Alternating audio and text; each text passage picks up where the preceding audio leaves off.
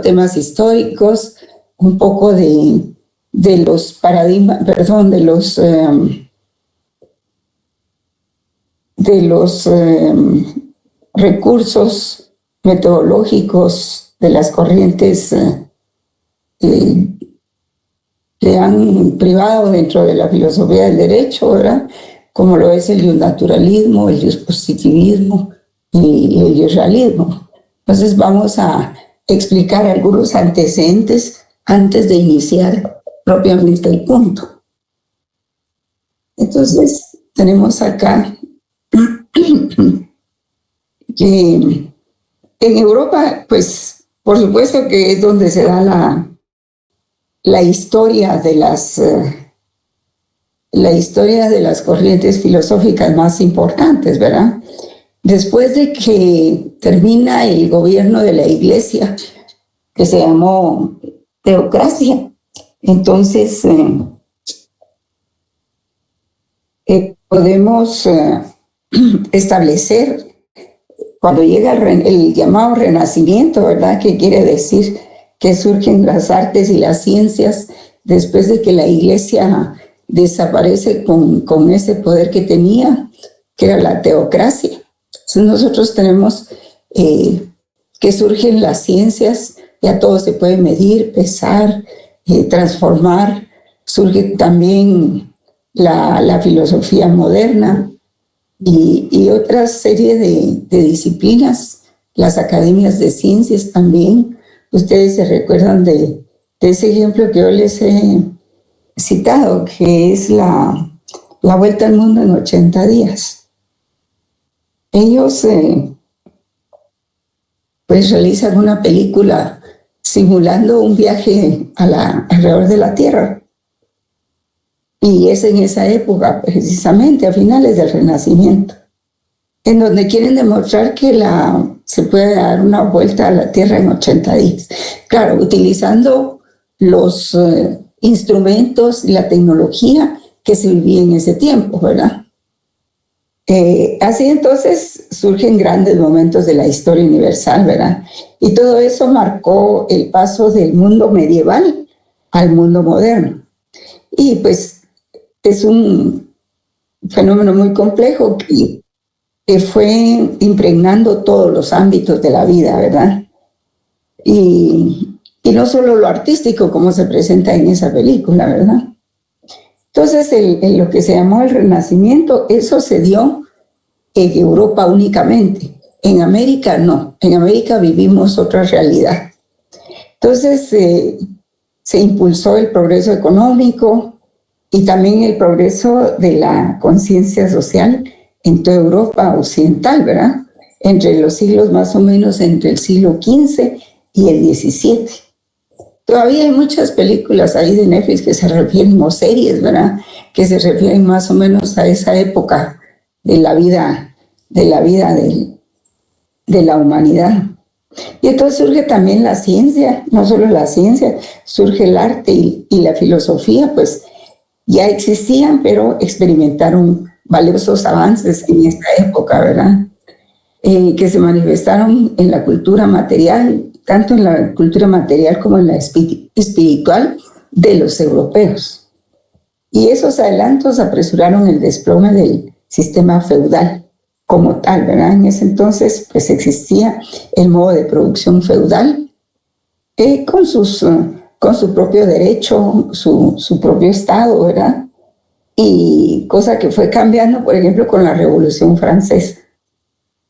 Y entonces ese decaimiento de ese sistema llegó a formar la base de la sociedad burguesa, que se le llamó. Y en esa época renacentista se formaron doctrinas sociológicas, filosóficas, jurídicas, etcétera, que fueron signadas, pues, o fueron impregnadas por el humanismo, que irrumpió en el pensamiento social como antagonista de la filosofía oficial de la época medieval, que era la escolástica. Entonces, junto a las concepciones idealistas y un poco históricas, ¿verdad?, sobre la naturaleza y la sociedad, se preservaba el respeto a la creación divina y se abrieron paso varias concepciones determinadas por los descubrimientos científicos. Y entonces será a partir de ese momento cuando cobra fuerza el redescubrimiento del hombre como individuo. Ya el hombre viene a ser el centro de todas las cosas y se adopta pues un enfoque antropocéntrico. Lo que les quiero decir con esto es de que ya va surgiendo lo que después se va a convertir en la corriente que tiene mucha fuerza de los derechos humanos basada en la dignidad. Y entonces ya ahí se preserva el respeto siempre a la creación divina, ¿eh? Pero se abrieron otras concepciones también a la par, determinadas por los descubrimientos científicos. Entonces fueron varias las corrientes al mismo tiempo, ¿verdad? Aquí está la filmina, solo están citadas las épocas, joven. Solo están citadas las épocas. Y entonces el humanismo renacentista que coloca al hombre como el centro de todas las cosas, pues no fue un movimiento de masas. En ese entonces había cierta barbarie, ¿verdad?, de comportamiento, de conducta de las sociedades.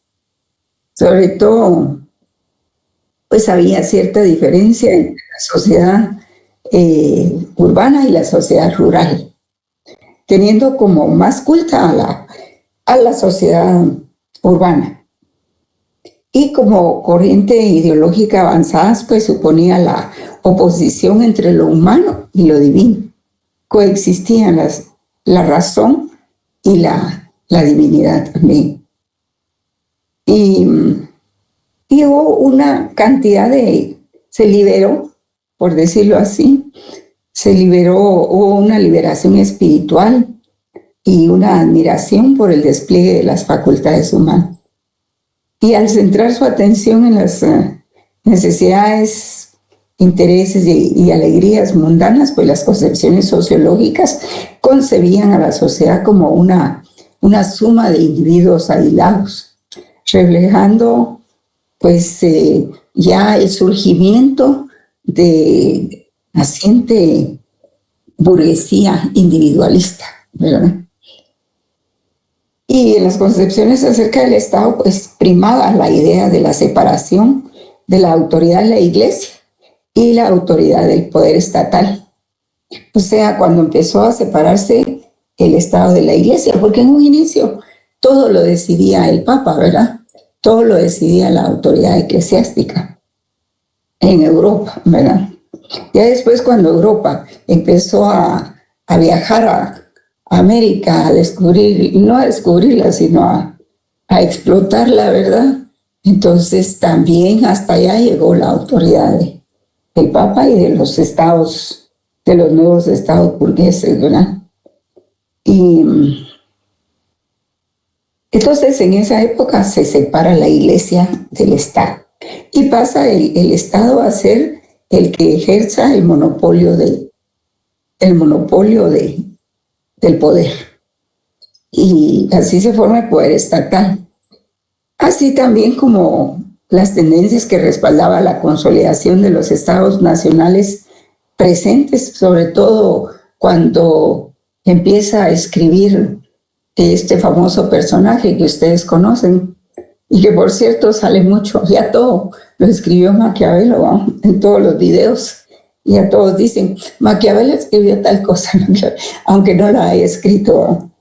Y entonces surgen esas corrientes, tendencias de consolidación de los estados nacionales que acuñó este célebre autor Maquiavelo, ¿verdad? Ahí también aparecieron utopías en las que se esbozaba también sociedades. Ustedes se recuerdan de la utopía, ¿cómo se llama este autor? No me recuerdo, pero él hizo un libro que se llama La Utopía, que esbozaba sociedades en que prevalecía el reparto de los bienes por partes iguales, de las jornadas de trabajo muy cortas, del acceso de las poblaciones a las cuestiones políticas, precisamente por las jornadas más reducidas, como se dice ahora, ¿verdad? Que las jornadas de trabajo debieran ser de 4 horas, para que así más gente tiene trabajo y tienen tiempo para pensar en cuestiones de política, ¿verdad?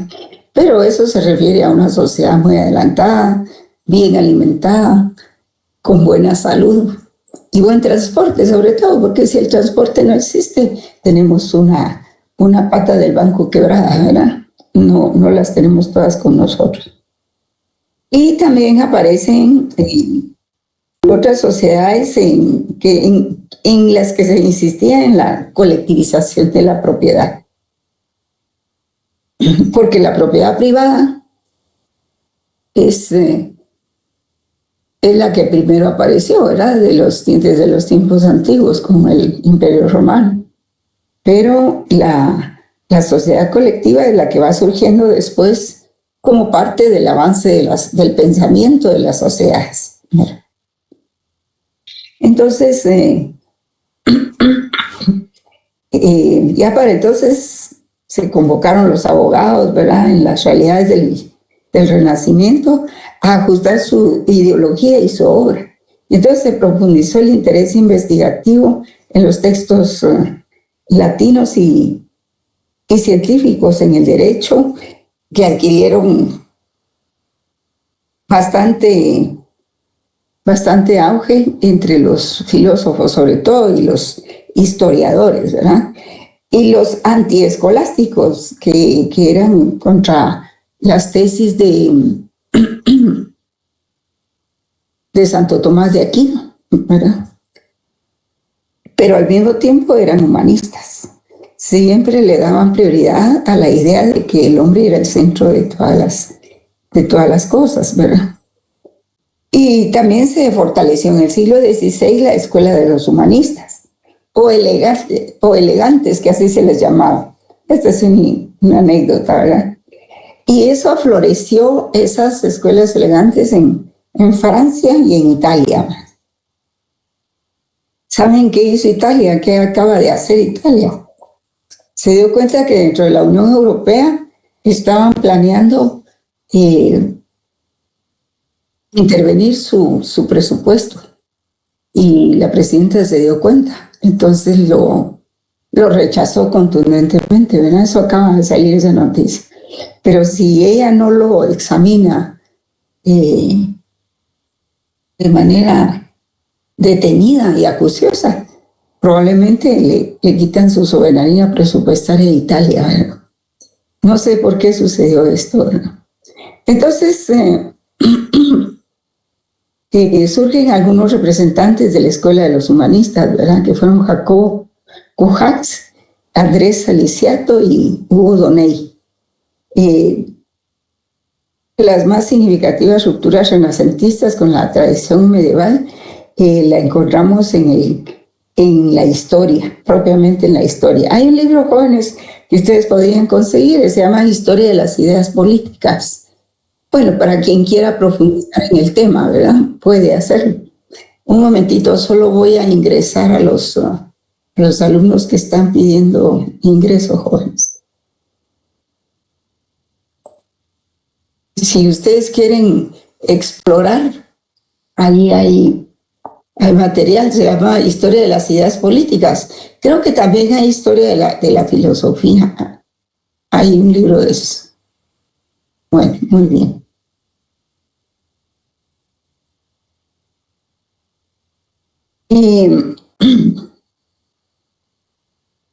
Hay también otros libros, ¿verdad? Los 12 libros de las historias florentinas, ¿verdad?, de Leonardo Bruno. Y también está las historias florentinas de Nicolás Maquiavelo,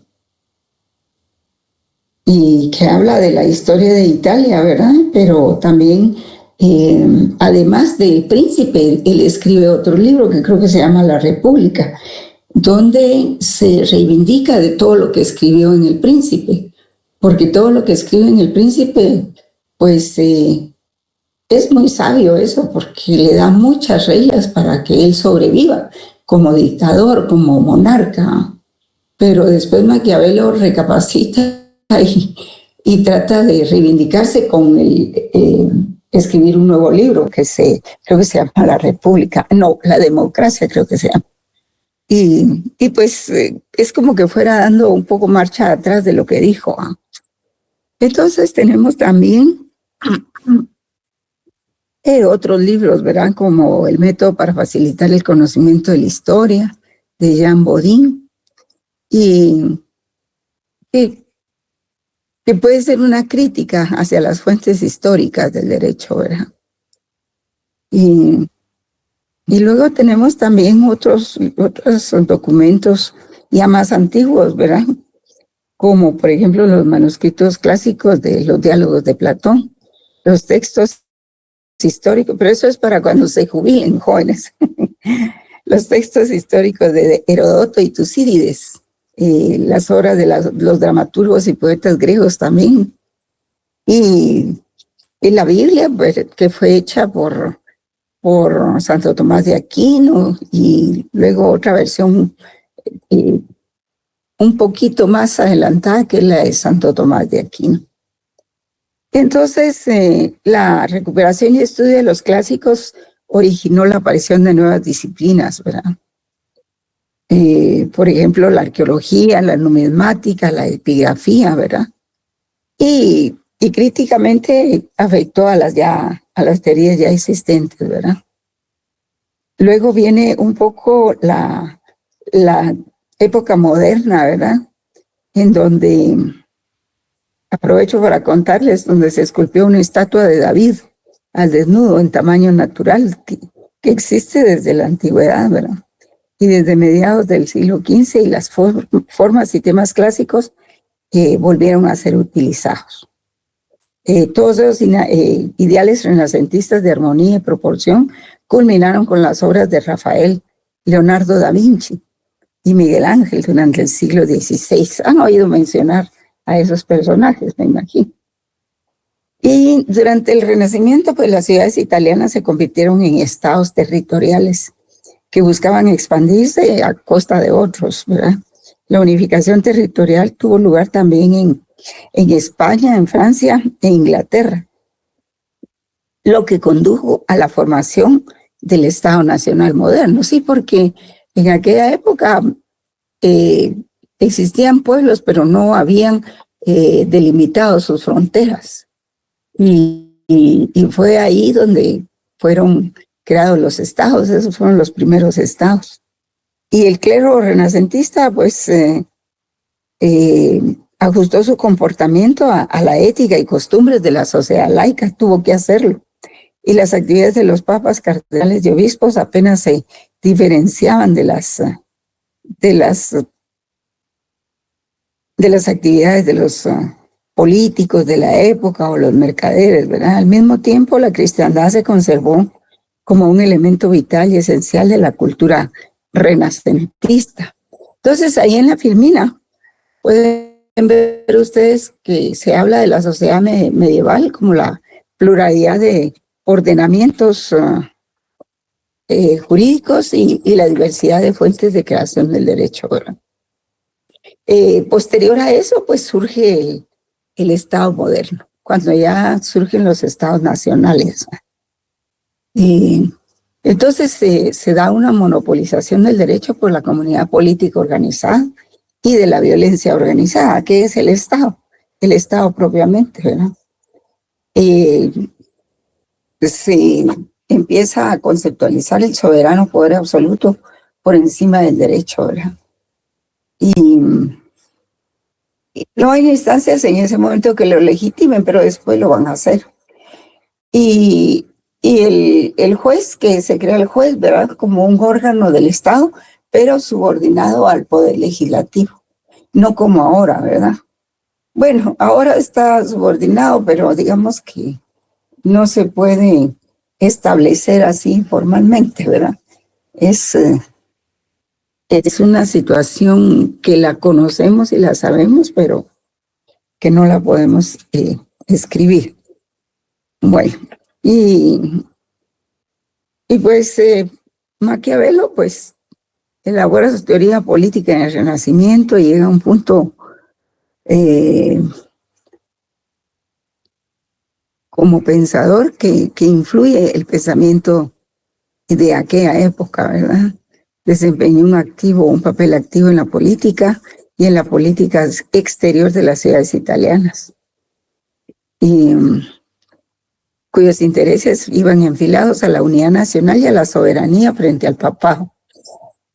Pero fíjense bien que es aquí donde se van acuñando los términos de soberanía.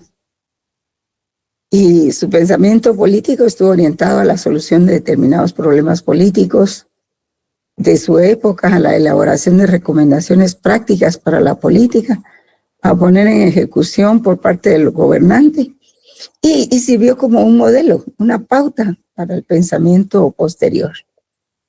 Quería lograr la unificación estatal italiana, porque en el país había muchos desórdenes internos en esa época. Y también tenían problemas con las invasiones extranjeras, especialmente de los vikingos, ¿verdad? Y entonces sus obras políticas más importantes son El Príncipe y los discursos sobre la primera década de Tito Livio, escritas con diferentes intereses y destinatarios. Y en ellas pone de manifiesto la indiferencia por el empleo de medios inmorales para implementar la política. Pero vean ustedes cómo él critica eso. Y ese fenómeno sigue y se perpetúa hasta nuestros días. Las formas inmorales para implementar la política. Pues eso continúa siendo un rasgo típico de conducta política de las sociedades, ¿verdad? Y si no, vean ustedes los ejemplos que tenemos por ahora. Y su concepción de la política es profana, ¿verdad? Pero la ve como una estrategia para la conquista del poder y la institución del orden político. Esa política realmente es un poder que se define a sí mismo y se legitima en sí. La seguridad y predominio del Estado son los fines más elevados de la política, en su opinión. Y los principios éticos se subordinan al supuesto bienestar público y a los requerimientos del Estado. Llegó a la conclusión de que el gobierno tiene como mecanismo esencial la fuerza y la astucia, ¿verdad? Sustituyó la racionalidad teológica por una racionalidad instrumental, es decir, por una manera de concebir la política en función de la relación medios, no fines, con independencia de las implicaciones humanas de la política, o sea, como un proceso de relación entre cosas y no entre personas. Y notó que los requerimientos morales del cristianismo tenían muy poco que ver con la práctica real de la cristiandad. Para él, las virtudes cristianas empujaban al servilismo y a la obediencia como rasgo del carácter, por lo que hacían especialmente incapaz a su portador de realizar una política eficiente en el mundo real en que se vivía para entonces. Y de ahí su admiración por las virtudes romanas idealizadas. Y después de él, pues se han empleado y utilizan estos argumentos para justificar políticas genocidas, por ejemplo, y xenofóbicas, ¿verdad? Y Aristóteles, que en esa época, bueno, Aristóteles fue mucho antes. Él es el iniciador de la investigación científica, política moderna, basada en la observación y el análisis histórico comparativo. Entonces, un poco por ahí va las nuevas corrientes. Podría seguir hablando más de Maquiavelo, pero tenemos un programa. Me imagino que les gusta escuchar eso. Entonces, para estudiar el concepto de validez de la norma, tenemos que hablar mucho de lo que se entiende por el justnaturalismo como derecho o derecho natural. también del jus positivismo y otras corrientes, ¿verdad? Entonces, aquí no está el jus naturalismo, pero vamos a ver si lo tengo por acá. No. Ah, sí, es que esta es la versión pequeña. Bueno, entonces el justnaturalismo, derecho natural, es un sistema filosófico. Apunten ahí porque no está en la filmina. Es un sistema filosófico que consiste en atribuir todas las cosas a la naturaleza como inicio o principio. Puede definir que considera el derecho desde el punto de vista natural, compuesto por un conjunto de valores que actúan como aspiración de sus contenidos y como guía de actuación y decisiones de los agentes del derecho. En un principio se hacía derivar de un origen divino, generalmente identificado con un ser superior, como Dios, ¿verdad? Posteriormente, se hizo derivar de la razón o el raciocinio del hombre. Cuando empieza el humanismo, precisamente el humanismo del que yo les hablaba, posteriormente se hizo derivar de la razón o del raciocinio del hombre, porque entonces ya se tiene al hombre como el centro de todo el estudio y la atención, ¿verdad? Es decir, que viene a ser una creación del conocimiento y conciencia del hombre, el naturalismo. Ya no era una tesis o una teoría derivada o proporcionada por Dios. Por supuesto que cuando nosotros estudiamos la historia, en un principio así se nos va a presentar, ¿verdad? Y bueno, tenemos que el naturalismo pues no es creado por el hombre, es anterior a él. Es intrínseco a la naturaleza humana misma. Es universal, es objetivo, eterno e inmutable. Y está orientado a la convivencia pacífica, en primer lugar, por la justicia, en la que impere, pues, precisamente eso, la justicia. Entonces, pues todo esto surge, ¿verdad? Con la edad antigua también surge el pensamiento griego cuando se criticó las políticas agresivas y perjudiciales del Estado para la población. Aristóteles diferencia entre lo justo por naturaleza y lo justo por convención, entre la ley particular y la ley común conforme a la naturaleza. Hay otro filósofo muy interesante también, que es Cicerón, que desarrolla una división entre el jus civile, que es el derecho particular de cada pueblo, y el jus naturale. Bueno, este último no queda claro el carácter natural o convencional, ¿verdad? Y el jus gentium, que expresa con nitidez el sentido de la ley humana. Ustedes ya están llevando esta disciplina que se llama Derecho Internacional Privado, jóvenes.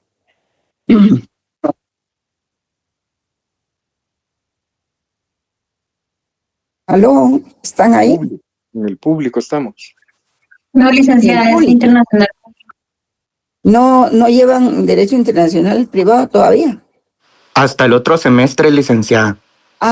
Hasta el otro, sí es cierto. Bueno, gracias, profesor. Entonces, porque ahí es donde se establece, ¿verdad?, de que se va creando un derecho para la comunidad de cada ciudad de Italia y otra forma de derecho para los extranjeros. Y por ejemplo, el jus civile, pues es el derecho particular, el derecho interno de cada pueblo. Y el jus gentium, que se parece más al jus natural, es el que regula las relaciones con los extranjeros, ¿verdad? Y ahí en derecho internacional privado se van a ver esa diferencia entre esos dos campos de aplicación del derecho, ¿verdad? El jus civile y el jus gentium. Porque en un principio las sociedades estaban regidas por el derecho general del Estado, el derecho del Estado en general de Italia, que fue el primer Estado que surge, ¿no? Y luego entonces van a van ellos a practicar su derecho propio, como decir el derecho local, ¿verdad? Que podría ser municipal, el derecho propio de cada ciudad, y van a combinarlo con el derecho del extranjero, que es el jus gentium. Entonces, hay otro filósofo que es Gallo se llama, Gallo, que distingue el jus civile como el derecho particular de cada pueblo del jus gentium o gentium, ¿verdad? Que es el derecho establecido por la razón natural a todos los hombres. Ulpiano recupera la denominación del jus naturale, o sea, el derecho común a todos, y el jus gentium común a todos los hombres, ¿verdad? Es decir, él hacía una distinción, el jus gentium para todos los animales, o sea, todos los seres vivientes, ¿verdad? El jus gentium común a todos los hombres y el jus civile peculiar de cada ciudad. Pero por lo menos les queda claro, pues, de que había un derecho interno y otro derecho externo, ¿verdad? Y Pablo, pues, el último filósofo que tengo aquí, limita la clasificación al jus civile, en que cada ciudad resulta ser útil a todos o a la mayoría. Y el jus naturale, que es siempre bueno y justo. El jus naturale, pues, se basa en la justicia, ¿verdad? Como primera premisa. Y ya vimos, pues, que en la Edad Media la razón se orienta teológicamente, ¿verdad? Con San Agustín y con Santo Tomás de Aquino, ¿verdad? San Agustín, que reclama la concepción racionalista en que el derecho natural es derecho conocible por la razón humana, vinculado a una ley que él llama la ley eterna, y que considera la justicia como mandato de Dios, ¿verdad? La ley eterna es el principio ordenador del universo y la ley natural es la participación a través de la razón en la ley eterna. Al final, aunque haya una clasificación de 3, es solo una, ¿verdad? Dicen ellos que la ley, Santo Tomás de Aquino decía que la ley eterna es el principio ordenador del universo y la ley natural como la participación a través de su razón en la ley eterna. Y dice que el Estado es una creación de la naturaleza social del hombre, porque San Agustín acuñaba la idea de que el Estado era una creación de la, digamos, de la maldad del hombre, así, del pecado del hombre. ¿Sí? Pero ya Santo Tomás de Aquino, que es posterior, no lo acuña así, sino que dice que el Estado, la creación del Estado, proviene de la creación de la naturaleza social del hombre, pues en agruparse, en ordenarse. O sea, que tenían 2 puntos de vista un poco diferentes, ¿verdad? Ya en la Edad Moderna, como les indicaba, pues hay un cambio radical. La teología, la teocracia termina repitiendo, ¿verdad? Y surgen otras ideas, ¿verdad? El justnaturalismo vino para quedarse. Y ese justnaturalismo moderno será de carácter estrictamente racional, desvinculado de consideraciones teológicas o divinas, reconociendo a los individuos la titularidad de derechos inalienables, ¿verdad? También hay otro filósofo de la modernidad, ya no es de la Edad Media, sino que es de la modernidad, que se llama Hugo Grocio, primer representante de la escuela de derecho racionalista, que entiende que el hombre no es solo un ser racional, sino también social. Y esto le iba a explicar el origen de la sociedad civil, ¿verdad? Porque también la naturaleza de los seres humanos es que somos sociales, que queremos agruparnos y queremos intercambiar con nuestros semejantes, ¿verdad? También está el otro, estos filósofos sí deberían de apuntarlos, ¿verdad? Thomas Hobbes, que define el estado de naturaleza del hombre como un estado de inseguridad, de guerra, fundamentando un pacto de cesión a la autoridad de todos los derechos individuales en beneficio de la paz y el orden.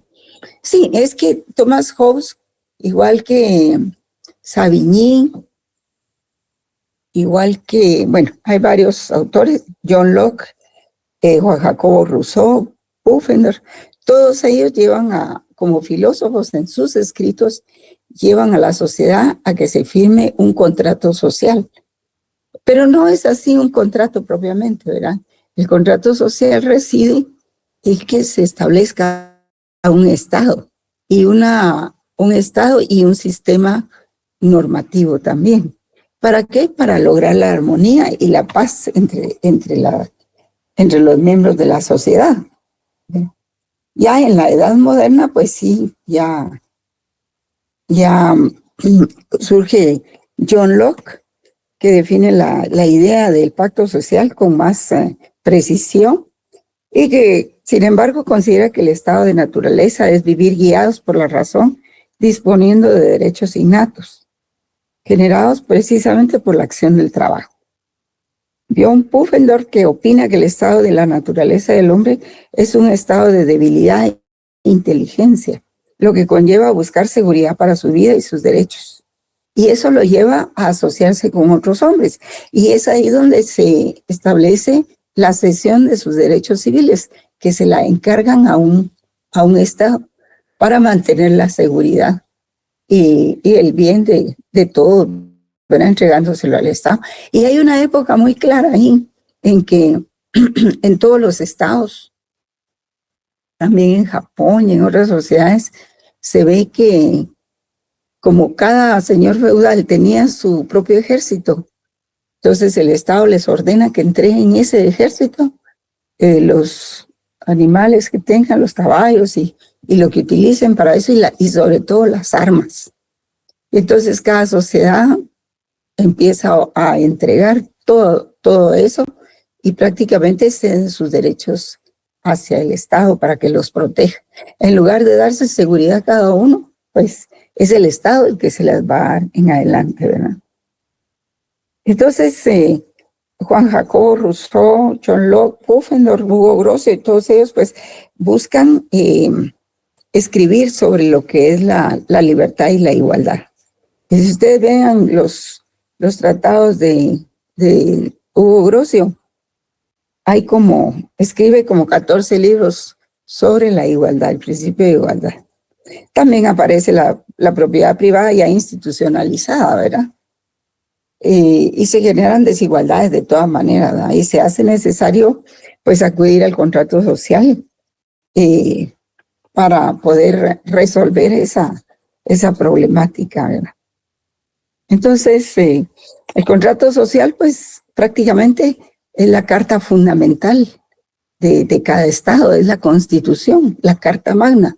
De eso se trata el contrato social, donde se produce el tránsito de los derechos naturales a los derechos civiles. Y la sociedad instituye el sometimiento de los individuos a la voluntad general. Kant identifica principios obtenidos directamente de la razón, al margen de cualquier experiencia histórica. Y pues Kant, no sé si lo han oído ustedes mencionar, enfatiza el valor de la libertad, configurando la libertad individual sobre la posibilidad de coexistir con la libertad de los demás. Entonces surgen diferencias entre lo que es el justnaturalismo y el justpositivismo, porque ambos son escuelas o sistemas de pensamiento jurídico. Y no implica que el justnaturalismo desconozca el derecho positivo, por supuesto que no, o que el derecho positivo desconozca el derecho natural, no, sino que cada uno se detiene en su elemento propio y sistematización alrededor suyo. Nosotros vimos el miércoles, lo que eran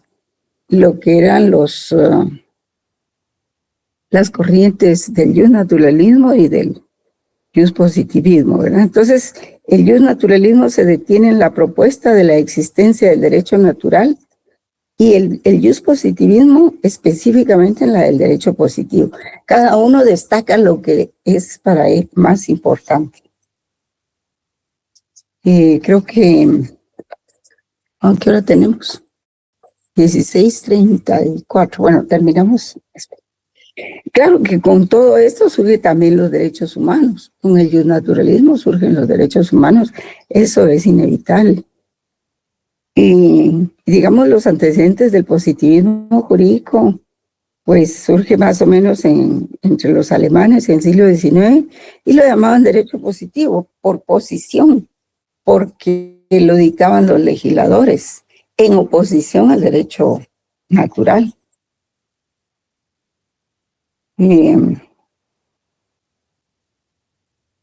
Entonces, el positivismo jurídico pues también es acuñado por Hans Kelsen, que él habla del positivismo jurídico como el nombre que le damos a la teoría jurídica que concibe como derecho al derecho positivo. Esto es al derecho producido por actos de voluntad del hombre. También otro significado pues, son las consecuencias del positivismo jurídico, la distinción entre el derecho y la moral como dos órdenes sociales diferentes y la distinción entre el derecho y la justicia, siendo este el modo como la moral se proyecta al campo del derecho. Y la idea de que todo derecho estatuido por los legisladores debe corresponder a la exigencia política y jurídica de la decisión jurídica, ¿verdad? Y a la exigencia de la seguridad jurídica, por supuesto, porque son valores del derecho. Y por supuesto que la seguridad jurídica está contemplada en el derecho positivo, ¿verdad? Que es el derecho escrito.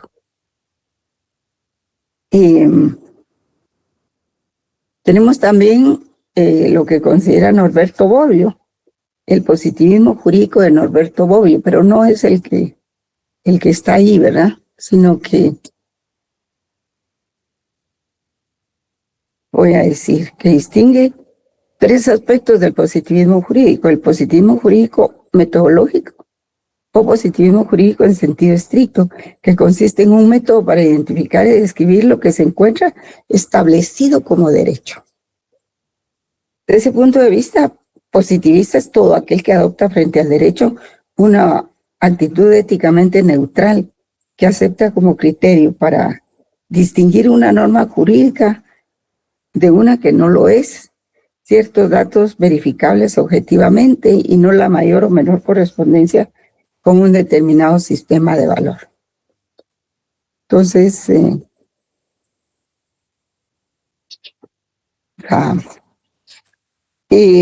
eso es en cuanto al positivismo jurídico metodológico, jurídico, ¿verdad? Hay otro también, en segundo término, identifica un positivismo jurídico como teoría del derecho positiva, que vincula la existencia del derecho a la formación del Estado y que entiende que todo derecho es producto de la actividad del Estado. Y en esta segunda modalidad, el derecho se caracteriza por la idea que las leyes tienen mayor valor como fuentes del derecho. Y también una tercera característica es que es por último, el positivismo jurídico existe como ideología que enarbola una o ambas afirmaciones que afirman que todo derecho positivo es justo, solo por el hecho de ser derecho positivo, sin importar su contenido, al margen de su mayor o menor justicia, de acuerdo con el sistema moral con que se lo enjuicie, ¿verdad? Es siempre un instrumento idóneo para obtener ciertos fines como el orden, la paz y la seguridad jurídica, y también el control social, ¿verdad? Por supuesto. Entonces,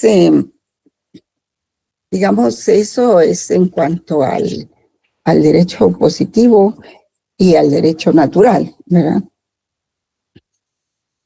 Surge dentro del desarrollo de estas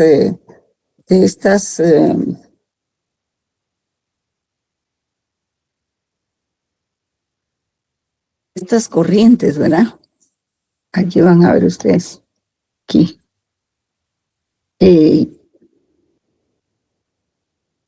Aquí están las dos corrientes, el concepto de validez del derecho o de la norma, tanto en el naturalismo como en el positivismo jurídico legalista, que también se le denomina formalista. Entonces, está la escuela, por ejemplo, de los glosadores. Cuando ustedes vean derecho internacional privado, se van a dar cuenta que hay una época de la humanidad, más o menos en la modernidad, cuando surgen los glosadores y los postglosadores, que son aquellos individuos que escriben el derecho y que lo dividen, hacen un gran esfuerzo. En primer lugar surge el derecho público y privado, y después va surgiendo todas las ramas del derecho, el derecho penal, el derecho civil, que son las ramas fundamentales del derecho, el derecho constitucional, por supuesto. Ya el derecho laboral, el derecho administrativo y todas esas ramas del derecho van surgiendo posteriormente, ¿verdad? Y yo diría que ni surgen en la modernidad, sino que surgen en la época contemporánea. Entonces, la primera división es derecho público y derecho privado, ¿verdad? Ustedes pueden ver aquí, en el naturalismo, el concepto de validez puede ser teológico y laico o racional. Aquí hay dos cosas contrapuestas. O es teológico religioso o es laico racional. El teológico sostiene por una parte que el derecho natural o justo se origina del hombre como hijo de Dios. Y el segundo, o sea, la segunda etapa, que el derecho es válido porque resulta de la naturaleza del hombre como ser racional. Y bueno, aquí puse que los sofistas señalan la contradicción entre aquello de que por naturaleza permanece invariable y aquello que surge de la convención o acuerdo por voluntad en hábitos, costumbre y ley, ¿verdad? Pero bueno, es parte de la ilustración. Y entonces aquí para ilustrarlos, ¿verdad? En la etapa medieval está San Agustín de Hipona, que es un fraile muy importante, ¿verdad? Muy, muy importante. Quien con su equipo de frailes hicieron la primera Biblia, ¿verdad? Ellos crean la primera Biblia. Y entonces él creía que había una ley eterna, ¿verdad? También había una ley positiva de la razón humana de acuerdo con la ley eterna, que la ley que no es ley, la que no es justa, decía él. Y la ley natural, que misma ley eterna en tanto que se aplica al ser humano, pero todo se resume en la misma ley eterna. Un poco confuso esa parte de disquisición de San Agustín de Hipona, ¿verdad? Entonces aquí, como pueden ver ustedes, surge el movimiento codificador y grandes codificaciones a finales del siglo XVIII y principios del siglo XIX. ¿Qué hizo esto? Pues ordenó pautas contradictorias, anacrónicas y heterogéneas que regulan las relaciones sociales y políticas. Permitió la ordenación y racionalización de materiales normativos. Pues sí, porque antes todo estaba desordenado. No se sabía que era una norma jurídica y que era una norma de convencionalismo social, por ejemplo, ¿eh? O una norma moral. No se habían definido y clasificado. Todo estaba igual. Era ¿qué les dijera yo? Era un montón de cosas y de leyes que había que ordenar. Entonces, por eso surge este movimiento codificador. Y permitió eso, permitió ordenar y racionalizar los materiales normativos que existían. Imagínense ustedes qué gran trabajo hicieron ahí, pero qué gran trabajo. Estableció, por supuesto, un nuevo orden jerárquico de las leyes. Estableció como primera ley, pues, la Carta Magna, o sea, el contrato social que le decimos, ¿verdad? Y uno de los que surge primero es de carácter universal, ¿verdad? Por ejemplo, la Declaración de Derechos Humanos, y surge también la Declaración de los Derechos Humanos del Hombre y bueno, no me recuerdo bien el nombre, ¿verdad? Pero esas cartas que sirven de fundamento a la creación de la ONU y de OEA también sirven como modelos para elaborar las constituciones, ¿verdad? Porque mucho de lo que hay en esas cartas fundamentales se llaman fundamentales porque sirvieron de fundamento a la creación de esas instituciones. Y mucho de lo que hay ahí se recoge en las constituciones nuestras. Si ustedes ven nuestra constitución y los considerandos, coincide mucho con lo que es la Carta Fundamental de la ONU, la Carta de Fundación, ¿verdad? Y por eso se le llama así, Carta Constitutiva de la ONU, porque es su constitución, prácticamente por ese medio se constituyó. Y en el mismo grado, pues, hay otras instituciones como OEA. Creo que OEA surgió antes de lo que es la ONU. Lo que pasa es que ONU tiene muchos antecedentes, pero eso lo vamos a ver en el próximo curso de Derecho Internacional Público, ¿verdad? Bueno, pues estábamos aquí con el movimiento codificador y las grandes codificaciones de finales del siglo XVIII y principios del siglo XIX. Ya cuando se ordenó eso, pues se estableció un nuevo orden jerárquico.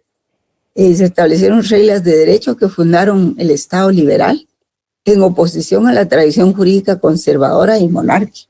Así es como surge el Estado liberal. No era tan malo realmente, no era malo.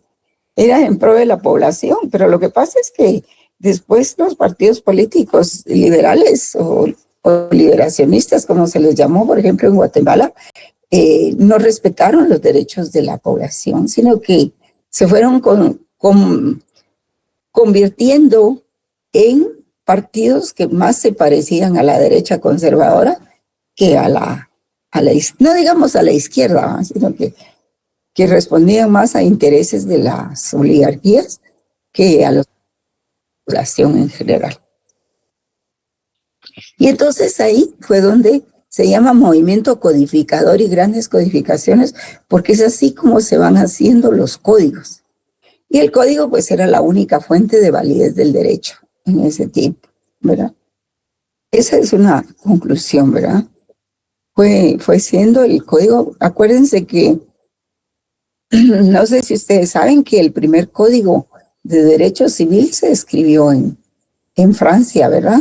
En el tiempo de Napoleón. No sé de cuál de los 3 emperadores Napoleones, pero se escribió en ese gobierno.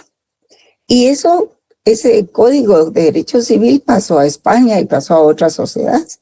Y por supuesto, España con la conquista lo trajo a nuestros países, ¿verdad? Y así se fue formando nuestro derecho. Vamos a ver esto. Entonces, como ya les decía, surge la otra corriente filosófica, como lo es la aparición del positivismo legalista y formalista. ¿Por qué es legalista y formalista? Pero ya las palabras les dicen mucho a ustedes, ¿verdad? Se basa en hechos, ¿verdad? Fundamentalmente, en hechos. Y, por ejemplo, en primer lugar, en Francia se da la codificación. El código, pues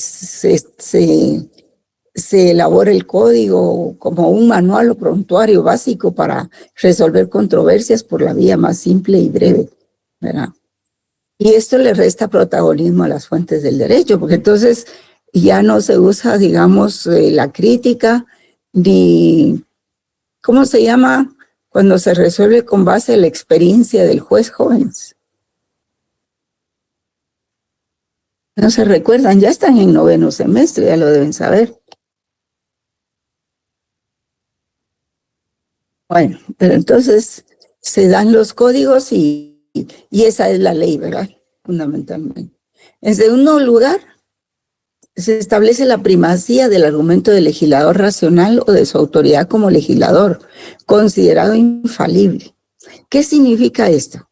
Que en un inicio, si el juez quería interpretar la ley, no podía. Lo tenía que hacer el legislador. O sea, aquí en el Congreso serían los diputados, ¿verdad?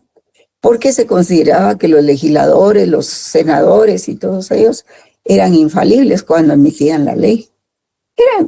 Eran creencias tal vez un poquito antiguas, ¿verdad? Pero entonces la facultad de interpretar la ley no era para el juez, sino que era para el legislador. El juez solo era un repetidor de las normas, ¿verdad? La exégesis, que es lo que se llama, pues, que el legislador solo tenía que copiar la ley que estaba, incluso la sentencia y todo, y plasmarla en sus resoluciones o sus sentencias. Y ese tiempo pues ocurrió y estuvo mucho tiempo vigente hasta que surge la escuela alemana, que se opone a la exégesis. Y en tercer lugar surge también la tesis de separación de poderes de Montesquieu, que es el fundamento del Estado moderno y del ejercicio del poder. Sí, todas las cosas se fueron acuñando. En principio solo existía un órgano deliberativo, como es el Senado, o en algunos lugares, o es el Congreso en otros lugares, y el Ejecutivo era el rey. El rey podía tener su parlamento. Por ejemplo, en Inglaterra se creó el Parlamento inglés, y había gente de los laboristas y había gente de los conservadores. Pero el rey funcionaba así, con el parlamento. Posteriormente es que Montesquieu plantea que haya separación entre esos poderes. Y me parece que es John Locke el que plantea la necesidad de un tercer organismo o poder, que es el poder del organismo judicial. O sea que entre esos tres poderes el Poder Judicial es el que de último se crea, ¿verdad? Y se da la tesis de los contrapesos. Entonces veamos aquí también la tesis del positivismo sociológico antiformalista, que señala los límites y debilidades de la codificación y del positivismo legalista formalista. ¿A qué les suena eso a ustedes? Solo decir legalista ya se imaginan, ¿verdad? Entonces es ahí donde el alumno tiene que preguntarse qué tipo de abogados van a ser, ¿verdad? Estrictamente legalista, formalista, o va a creer en la justicia, o cuál va a ser su inclinación, ¿verdad? O va a ser como esos muchachos que están ahí en el Ministerio de Finanzas, allá afuera. Hay que ser estricto y legalista, Lida. Sí, y que cobran creo que 1,400 por una primera audiencia en penal, ¿verdad? Y cobran 75 por las auténticas, ¿verdad? Realmente se ha utilizado a la carrera de abogado, le han bajado su dignidad, ¿verdad?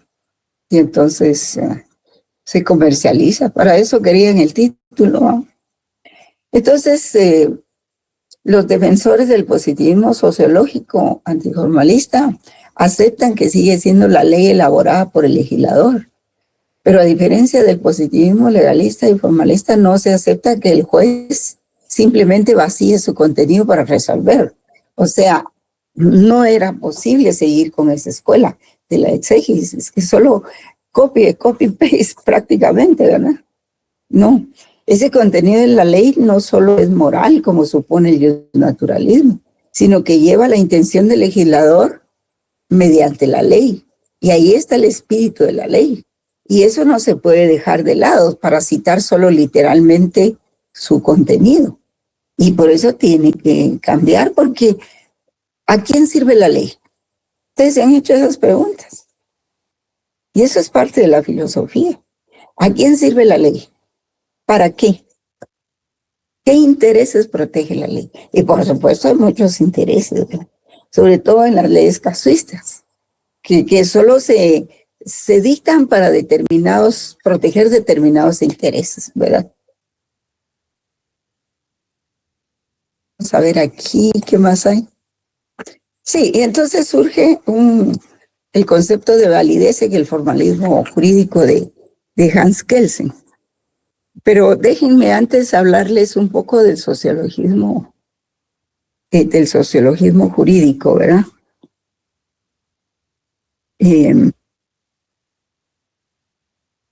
Este tiene sus antecedentes en la Escuela de la Jurisprudencia de Intereses del jusfilósofo Heck, así se llama, y Jering, también la herencia de Jering, que afirma que el derecho no es un conjunto de imperativos formulados abstractamente o un sistema de proposiciones que ligan un cierto efecto jurídico a un hecho, sino que es esencialmente un complejo de valoraciones, de intereses que el legislador expresa en forma coactiva, ¿verdad? O sea, él hace esa crítica. El derecho no es un conjunto de imperativos formulados abstractamente o un sistema de proposiciones que ligan un cierto efecto jurídico a un hecho, sino que es esencialmente un complejo de valoraciones, de intereses que el legislador expresa en forma coactiva, o sea, que la ley pues es coactiva, ¿verdad? Y en el caso de las lagunas de ley, el juez no puede limitarse a una simple interpretación lógica gramatical, sino que debe penetrar en los intereses del legislador y aplicar la ley sobre la base del examen de intereses que el legislador protege. Pero no va a ir con el legislador y le va a preguntar, ¿verdad? Eso lo tiene que hacer el juez. Y ve al derecho como producto de luchas. El sociologismo ve al derecho como producto de luchas, de acuerdos, de políticas, de la acción social que estudia los procesos de dominación. También lo ve como una arma de represión contra defensores sociales. Y si no, miren ustedes cómo hemos estado con todos los defensores del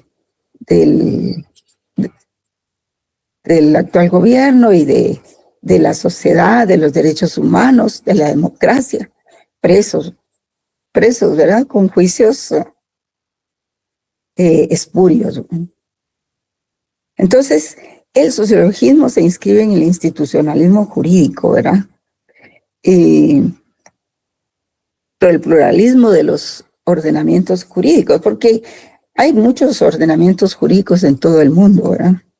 Y a eso se le llama pluralismo de los ordenamientos jurídicos. Es la fuerza de las tendencias sociológicas del derecho es innegable, pues el derecho no puede ser comprendido al margen de la realidad en la que actúa. Ustedes lo pueden analizar así también. Ángel Latorre dice que algunas corrientes radicales representan pues o socavan el valor normativo del derecho y convierten al jurista en puro descriptor de lo que es, sin referencia a lo que debe ser. El realismo extremo es poco realista porque mutila la propia realidad de una de sus dimensiones esenciales, que es el derecho como conjunto de normas destinadas a regir conductas humanas y obtener un modelo de sociedad determinado, ¿verdad? Se le olvida al realismo en extremo porque ve la utilidad del derecho, se le olvida pues sus dimensiones esenciales, que es el derecho como conjunto de normas destinadas a regir conductas humanas y llevar pues obtener un modelo de sociedad determinado, ¿verdad? Tenemos, bueno, vamos a seguir aquí. Iba a hablar un poco del marxismo, pero creo que me da tiempo. Corazón, ya van a ser las 5. Bueno, pues el marxismo fue elaborado por el famoso Karl Marx y Friedrich Engels, ambos alemanes, ¿verdad? Y su obra más importante es El Capital, se llama Das Kapital en alemán. Fue elaborada en 1867. Luego otra parte, porque son como 10 libros, jóvenes. Luego en 1885 y luego en 1894, que se publicó cuando ya había fallecido Marx. Entonces, ¿sí? Tiene puesta la filmina de Hans Kelsen, porque de ahí se regresó a hablar otra vez del sociologismo. Y ahorita Sí. pues está hablando del marxismo, si la quiere poner, ¿verdad? Gracias. Sí. No la tengo, la del marxismo no la tengo. Es que mire, entre cada corriente, y yo les presento la filmina, hay una cantidad de conocimientos que yo se los voy sintetizando, ¿verdad? Sí, en todo caso, en un folleto que nos mandó el licenciado ahí está todo. En las escuelas ahí está. Ahí está. Todo el material del que yo estoy hablando aquí está ahí. Acuérdense que las filminas son resúmenes, son como que fueran cápsulas, ¿verdad? cápsulas de conocimiento. Sí, Pero es interesante cada... para llevar la secuencia, ¿verdad? Exacto, Uno como estudiante. Sí. Y por eso creo que lo vamos a dejar aquí, fíjese. Ya no vamos a ver el concepto de validez en el formalismo jurídico, lo vamos a dejar para el próximo día. Y hoy solo voy a terminar lo que se refiere al marxismo, ¿verdad? Y entonces el análisis de las sociedades de Marx se basa en la división de clases, expuesta en el capitalismo, distinta de lo que era una sociedad justa para el autor. Y por un lado, la clase trabajadora, que es el proletariado, venden su mano de obra y reciben dinero a cambio, pero no poseen los medios de producción y son los principales responsables de brindar riqueza a la sociedad. Ellos construyen, fabrican, producen bienes y servicios, transportan, etcétera, ¿verdad? Y a su vez esta clase se encuentra dividida en proletariado ordinario, que son aquellos que consiguen trabajo y un pago razonable, como toda la clase media, ¿no? Capa media. Y el lumpenproletariado, quienes viven en pobreza absoluta. O sea, lo que aquí le llaman pobreza extrema, ¿verdad? Y no consiguen trabajo estable, como por ejemplo los inmigrantes, los mendigos, etcétera, ¿verdad? Y la otra clase, pues, es la burguesía, quienes tienen los medios de producción, que son las élites, y compran el servicio del proletariado para su explotación. Y esta clase se divide en burguesía muy rica y en pequeña burguesía. Y estos últimos son quienes emplean la mano de obra, pero además deben trabajar como los emplean mano de obra de otros, ¿verdad? Pero ellos personalmente también tienen que trabajar, como los comerciantes, los pequeños propietarios, los campesinos con poca tierra, etc. Y todo esto perpetúa el dominio económico y político en la sociedad. O sea, al tiempo que les iba hablando de la historia y de las corrientes, también voy desarrollando el punto. Entonces, la idea del marxismo es expropiar los medios de producción de la burguesía y dejarlos en manos del proletariado. Y eso es muy difícil, ¿verdad? El Estado es el aparato político, económico y social de la clase dominante. Es la violencia organizada, que es el Estado. Y el derecho es la dictadura de la clase dominante erigida en ley. Y ambos surgieron, según Marx, en la historia simultáneamente y por las mismas causas.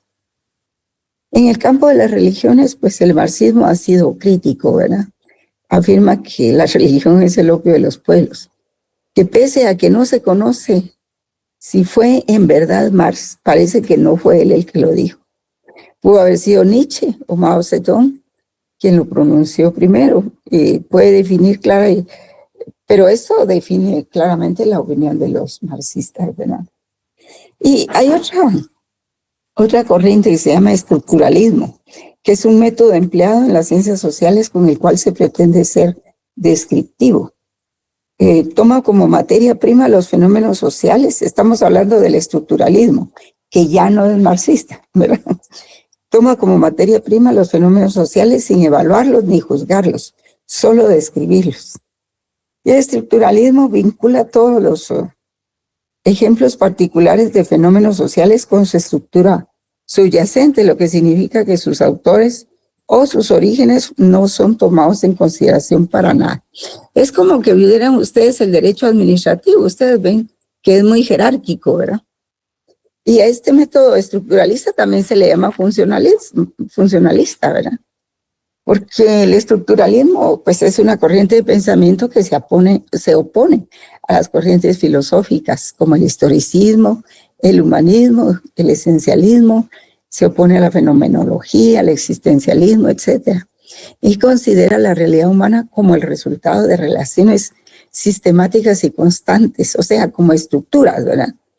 Perdiendo así toda sustantividad que de una u otra forma, como sujeto u objeto, o como totalidad le atribuyen las filosofías anteriores.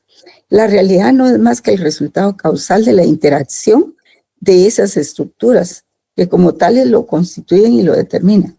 Es solo como pensar en un orden jerárquico y una agrupación, ¿verdad? Entonces,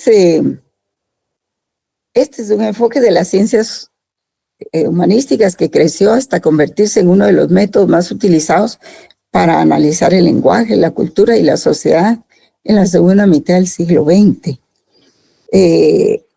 Digamos, conllevaba también el contenido de la escuela semiótica o semiología, que es la ciencia que trata los sistemas de comunicación dentro de las sociedades humanas. Ciencia que estudia la vida de los signos en la vida social. Y no hay diferencia entre semiótica o semiología, es lo mismo. Y en derecho, pues, estudia el lenguaje jurídico. A eso es, porque el lenguaje jurídico es bastante amplio. Entonces ya se habla de una semiótica jurídica que busca comprender las prácticas culturales que implican significaciones o significados culturales de diverso orden, ¿verdad? Es una ciencia que estudia la vida de los signos y qué leyes son aplicables a estos. Esta corriente se divide en 3 ramas. La primera es la semántica y estudia el significado de los signos. La segunda es la sintáctica o sintaxis, que estudia las relaciones que existen entre los signos y de último está la pragmática, que estudia el uso y la reinterpretación de los signos. En conclusión, puede definirse la semiología como la ciencia general de los sistemas de comunicación. Bueno, jóvenes, ya trabajamos bastante. Vamos a dejar la presentación hasta aquí. Esto lo vamos a ver el siguiente día, ¿verdad? Bueno, les agradezco mucho la concentración. Gracias, licenciada, muy amable. Hasta luego. Supuestamente hay clase el otro miércoles, ¿verdad? El otro miércoles, sí. Y por favor, dejen... Siempre creo que es en línea, ¿verdad? Sí, siempre es en línea. Ahora tenemos en línea hasta las tesis, todo, porque no se puede entrar a la universidad. Hay mucho problema ahí. Sí, los de la huelga, ¿verdad? Y como hay 2 grupos, pues no se sabe. Eventualmente pueden haber problemas entre ellos, ¿verdad? Como hubo el año pasado o antepasado, algo así. Como ha habido siempre. Sí, pero ahora hay más conflicto, ¿verdad? Sí. Claro. Interés mayor. Sí, es mayor. Mayúsculo, pero bueno. Sí, pero ya les dijeron que pusieron un amparo para verificar los cuerpos electorales, ¿verdad? Del rector o rectora. Vamos a ver qué pasa. Sí. Es que lo que se trata es de que haya seguridad para poder, y amplitud y libertad para que los cuerpos electorales ya establecidos puedan votar, ¿verdad? Con libertad. El problema es que eso, si les deja cualquier espacio, hacen mano de mono, ¿verdad? Y ahí está el problema. Ese es el problema, que primero no los dejen entrar, como pasó en el 2022. No los dejen entrar a votar, sino solo a algunos. Y que la gente realmente esté por quien votó, quien lo eligió. Claro. ¿Verdad? A ver qué pasa. Es.